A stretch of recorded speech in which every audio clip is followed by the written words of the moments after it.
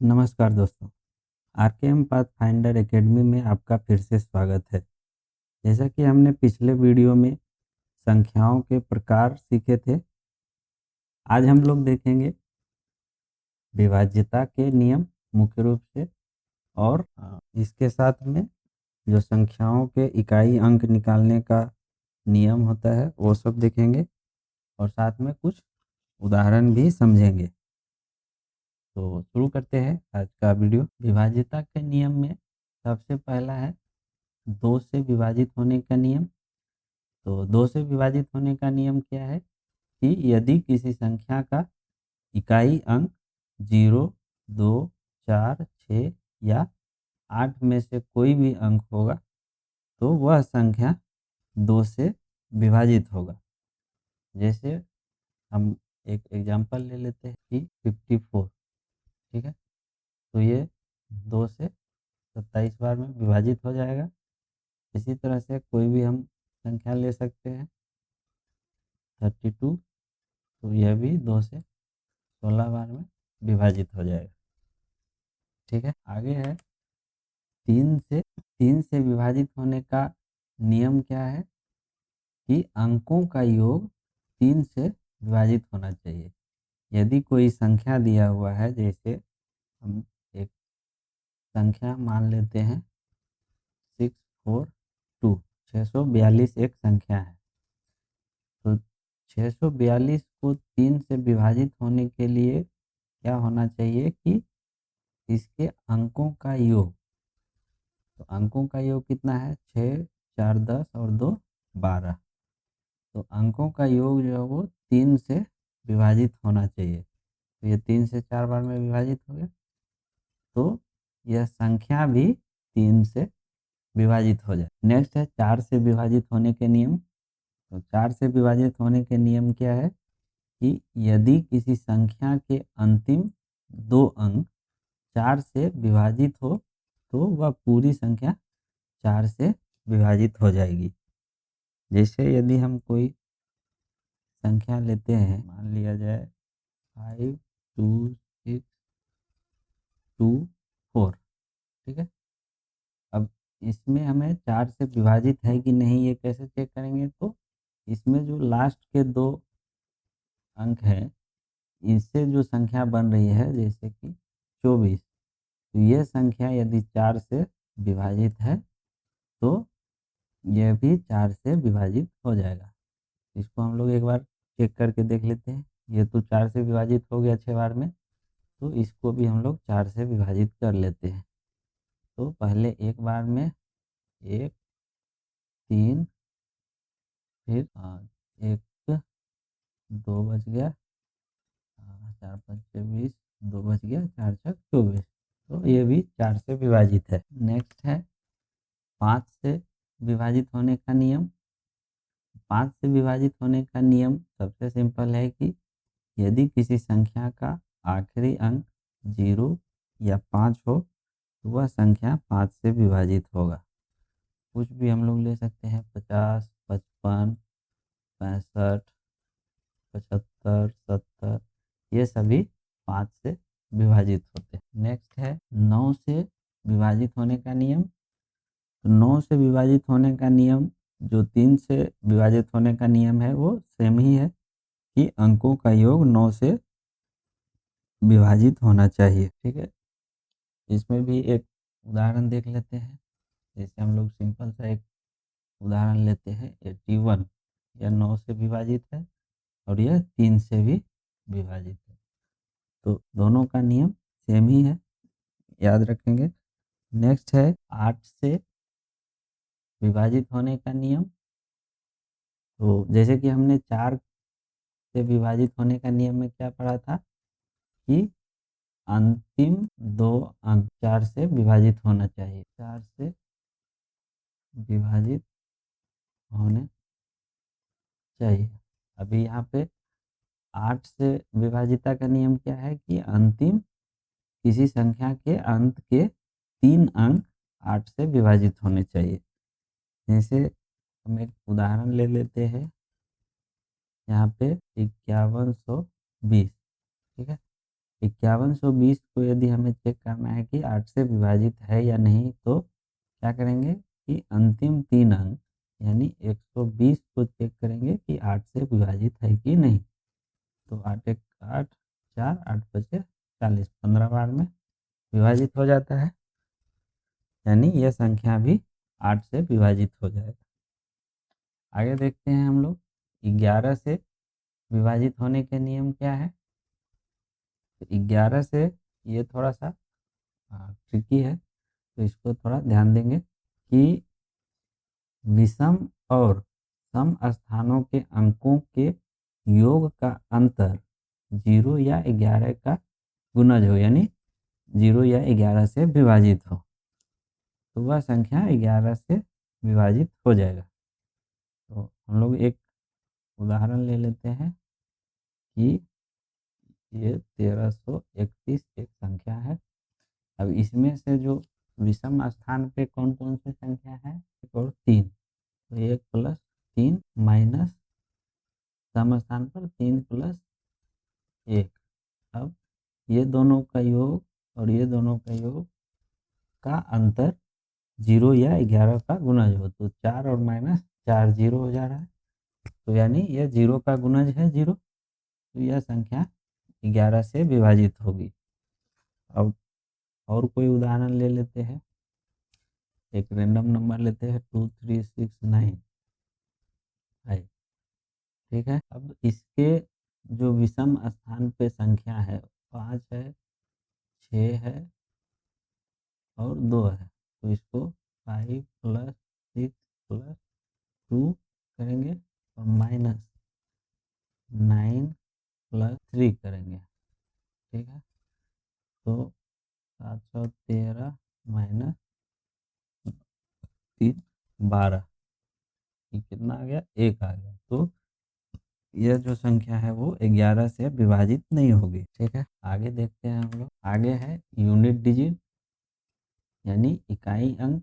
किसी संख्या का इकाई अंक कैसे निकालना है, जैसे ये मोस्टली जो है वो पावर के फॉर्म में आता है कि 20 के पावर 40 का इकाई अंक क्या होगा, इस तरह से क्वेश्चन आता है। तो उस केस में हम लोग क्या है, पहला नियम कि यदि किसी संख्या के अंत में 0, 1, 5 और 6 है, तो इसका इकाई अंक वही रहेगा। यानी कि हम लोग मान लीजिए कोई संख्या लेते हैं जैसे 25, ठीक है। तो 25 के पावर कितना भी हो, ठीक है, 2 हो, 3 हो, 4 हो, 6 हो, 25 के पावर कितना भी होगा उसका इकाई अंक 5 ही होगा, ठीक है। इसमें कोई भी बदलाव नहीं होगा। उसी प्रकार से 6 है, मान लीजिए 26 है, तो 26 के पावर जितना भी रहे उससे कोई फर्क नहीं पड़ेगा, उसका इकाई अंक 6 ही होगा। आगे देखते हैं हम लोग, दूसरा नियम है कि अन्य अंकों के लिए पावर को 4 से भाग दे और शेषफल को अंक की नई पावर बना दे। जैसे हम लोग एक नंबर ले लेते हैं, जैसे 22 के पावर 6 ले लेते हैं मान लीजिए जाए, तो 22 के पावर 6 का इकाई अंक क्या होगा, ठीक है। तो 22 के पावर 6 इकाई अंक निकालने के लिए क्या करेंगे कि पहले पावर को 4 से भाग देंगे, तो 6/4 करेंगे, तो जो शेषफल होगा रिमाइंडर वो 2 होगा। तो 2 को क्या है कि इसका पावर बना देना है, ठीक है, 22 के पावर 2। अब हमें पूरे का स्क्वायर निकालने की ज़रूरत नहीं है, सिर्फ इकाई अंक का भी स्क्वायर निकालेंगे तो 2 दूनी 4, तो इसका इकाई अंक 4 हो जाएगा। आगे देखते हैं शून्यों की संख्या, नंबर ऑफ जीरोस कैसे निकालने हैं। तो इसका पहले तो कॉन्सेप्ट समझते हैं कि किसी भी संख्या को जीरो यदि हमें बनाना है, तो एक जीरो बनाने के लिए हमेशा 2 और मल्टीप्लाइड 5 होने चाहिए, तभी हमें एक 10 बनाएंगे तो यहाँ पे एक जीरो निकलेगा, ठीक है। इसके अलावे किसी भी संख्या के साथ जीरो नहीं निकलता है। तो जब भी हमें निकालना है 0 तो हमें 2 और 5 का पेयर निकालना पड़ेगा। तो इसका एक शॉर्टकट ट्रिक क्या है कि किसी भी सीरीज में सिर्फ 5 की संख्या गिन लेंगे, तो जितने नंबर ऑफ 5 होगा उतना ही 0 होने की संभावना है। 2 की संख्या क्यों नहीं निकालनी है? क्योंकि 2 की संख्या किसी भी सीरीज में बहुत अधिक हो जाती है, इसलिए हम लोग 5 की संख्या निकालते हैं क्योंकि जल्दी सॉल्व होता है। जैसे हम लोग एक उदाहरण लेते हैं, यहाँ पे फैक्टर 100 में कुल कितने शून्य हैं? तो फैक्टर 100 का मतलब क्या होता है? ये जो सिंबल है ये फैक्टर का सिंबल है। तो फैक्टर 100 का अर्थ होता है कि 1 इंटू 2 इंटू 3 से लेकर के इंटू 100 तक में कितने शून्य होंगे। ठीक है, तो अब हम यहाँ पे अगर 2 निकालने जाएंगे तो हर दूसरे अक्षर के बाद 2 में एक 2 है, फिर यहाँ पे 4 में एक 2 आएगा, 6 में एक 2 आएगा, तो इस तरह से कुल 50 बार 2 आ जाएंगे। तो इसलिए हम लोग 2 को निकालना इतना इम्पोर्टेंस नहीं है, क्योंकि 2 के साथ साथ 5 भी चाहिए। अगर 5 नहीं रहा और 2 रहा तो भी 0 होगा नहीं, तो इसलिए हम लोग इसमें 5 निकालेंगे। तो 5 कैसे निकालेंगे? 100 बार में, तो 100 को पहले 5 से भाग देंगे तो आ जाएगा 20। अब जो ये 20 है इसमें हम फिर से 5 से भाग देंगे तो आ जाएगा 4। तब तक भाग देना है जब तक कि 5 से कम ना हो भागफल, तब तक इसमें भाग देना है। और अब जब दोनों भागफल को जोड़ देना है तो टोटल जो शून्यों की संख्या होगी 24 हो जाएगी। आगे देखते हैं हम लोग परिमेय वर्सेस अपरिमेय संख्या क्या होता है। तो परिमेय संख्या किसे कहते हैं? जिसे p/q के रूप में लिखा जा सके उसे परिमेय संख्या कहते हैं। जैसे 2, 0.5, 22/7, 3/5, 9/6। दूसरा है अपरिमेय संख्या, जो खत्म ना हो और रिपीट ना हो। जैसे पाई पाई की वैल्यू जो है वो कभी खत्म नहीं होती है। पाई पाई की जो वैल्यू होती है, पाई का वैल्यू कितना होता है? 3.14159।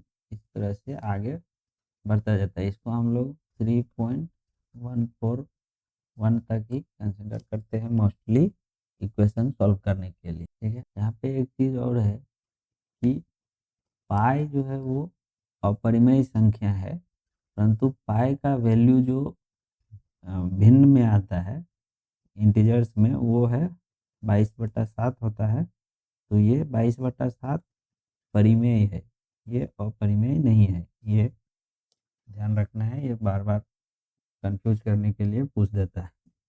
तो पाई का जो इंटीजर वैल्यू है 22/7 वो परिमेय है, किंतु जो पाई अपने आप में एक अपरिमेय संख्या है।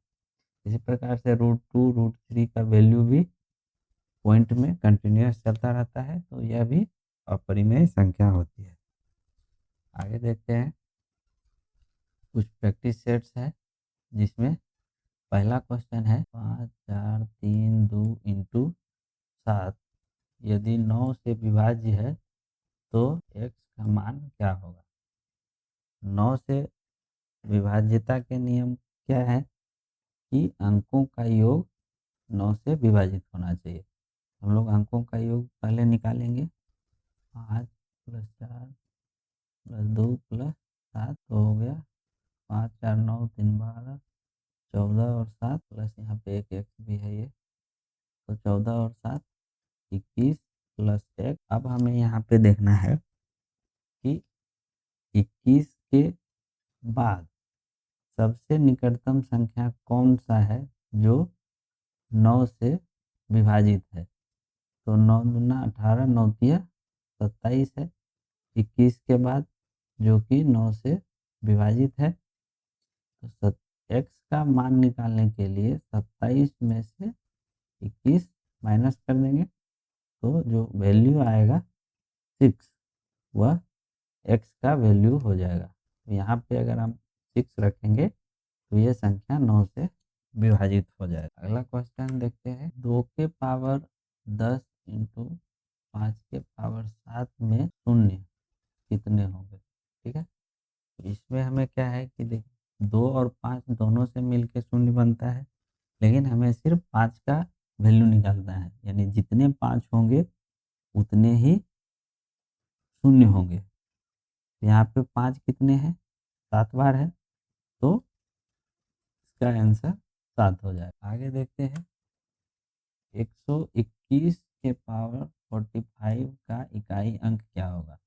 तो हमने जैसा अभी ऊपर बताया है कि यदि इकाई अंक 1 हो तो उसका पावर कितना भी हो उसका इकाई अंक 1 ही होता है। आज के लिए इतना ही, और आप लोगों के लिए एक क्वेश्चन है होमवर्क कि 8 4 7 x 2 यदि 9 से विभाज्य हो तो x का मान क्या होगा।